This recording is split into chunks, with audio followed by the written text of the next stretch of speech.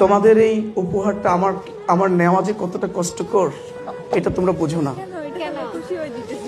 তোমরা অনেক ছোট বোন আমার, তোমরা অনেক কষ্ট করে এখানে তিল তিল করে হয়তো তোমাদের কিছু স্বপ্ন এখানে তোমরা রোপণ করেছো।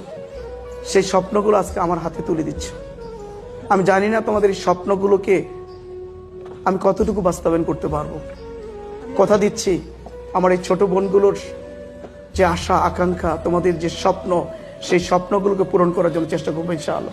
তোমরা আমার জন্য দোয়া করবা। তোমাদের এই ক্ষুদ্র উপহারগুলো আমি মন থেকে হৃদয় থেকে গ্রহণ করলাম।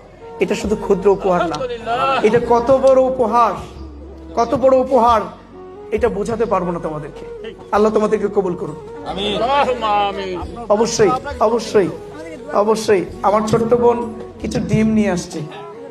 হয়তো তার নিজের পোষা একটা মুরগি, সেই মুরগির পাড়ার ডিমগুলো সে হয়তো, এগুলো হাঁসের ডিম, এগুলো বিক্রি করে হয়তো বা সে তার কোনো কিছু হয়তো কেনার তার ইচ্ছা ছিল, স্বপ্ন ছিল, সেই স্বপ্নগুলো আমার হাতে তুলে দিল আজকে।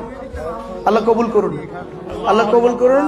আল্লাহ আমার এই দুইজন ছোট্ট বোনের মনের আশাকাঙ্ক্ষাকে আল্লাহ কবুল করুন, তার স্বপ্নকে আল্লাহ পূরণ করে দিন। তোমাদের জন্য অনেক অনেক ধন্যবাদ। জাযাকাল্লাহু খায়র। সবাইকে ধন্যবাদ। আসসালামু আলাইকুম।